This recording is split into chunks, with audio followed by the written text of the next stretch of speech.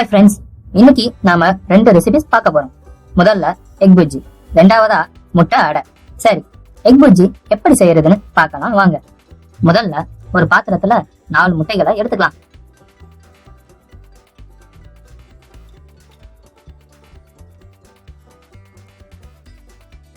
அதோட 3 ஸ்பூன் பால், 1 ஸ்பூன் மிளகுத்தூள் சேர்த்து நல்லா கலக்கி தயாரா வச்சுக்கலாம்.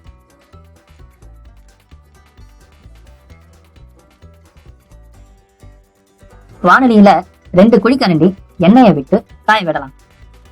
எண்ணெய் காய்ந்ததும் நாம ஏற்கனவே நறுக்கி வச்ச 3 வெங்காயம், 2 பச்சை மிளகாய், கொஞ்சம் கருவேப்பிலை சேர்த்து வதக்கிக்கலாம்.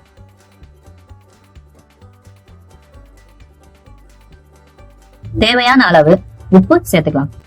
வெங்காயம் கண்ணாடி பதத்துக்கு வந்த பிறகு பொடியா நறுக்கிய 3 தக்காளியையும் இதோட சேர்த்து வதக்கிக்கலாம். இப்போ நாம ஏற்கனவே அடிச்சு வச்ச முட்டைகளை இங்க சேர்த்துக்கலாம்.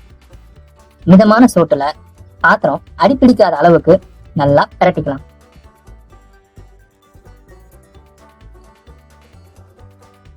பொதுவா நாம முட்டை பொடி மாஸ் செய்வோம் இல்லையா, அந்த பதத்துக்கு வந்த பிறகு பாத்திரத்தை இறக்கிடலாம்.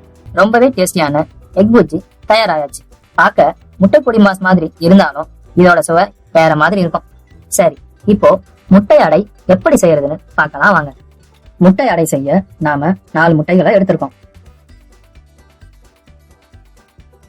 4 முட்டைகளையும் நல்லா கலக்கி எடுத்துக்கலாம்.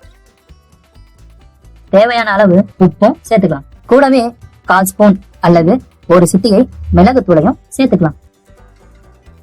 இப்போ பொடியா நறுக்கிய 2 வெங்காயம், சிறு துண்டுகளா நறுக்கிய 2 பச்சை மிளகாய், கருவேப்பிலை சிறிதளவு, கடைசியா 4 ஸ்பூன் கடலை மாவு, இதை எல்லாத்தையும் சேர்த்துக்கலாம். கடலை மாவு முட்டையோட சேர ஒரு சில நிமிடங்கள் எடுத்துக்கும். அது வரைக்கும் எல்லாத்தையும் சேர்த்து நல்லா அடிச்சு எடுத்துக்கலாம். இந்த மாதிரி பதத்துக்கு வர வரைக்கும் கலக்கிக்கிட்டே இருக்கணும். இப்போ தோசைக்கல் இல்லனா நான்ஸ்டிக் தவால இந்த அளவுக்கு ஊத்திக்கலாம். கொஞ்சமா எண்ணெயும் சேர்த்துக்கலாம். முட்டை வேகும் அளவுக்கு மிதமான சூட்டுல இருக்கிற மாதிரி பாத்துக்கணும். 2 பக்கமும் திருப்பி போட்டு எடுத்துக்கலாம்.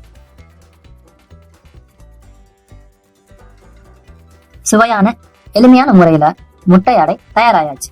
இன்னைக்கு நாம செஞ்ச 2 முட்டை ரெசிபிஸும் உங்களுக்கு ரொம்பவே பிடிச்சிருக்குன்னு நம்புறோம். இந்த வீடியோ பிடிச்சிருந்தா லைக் பண்ணுங்க. மீண்டும் அடுத்த ஒரு டேஸ்டியான ரெசிபியோட வரேன். நன்றி.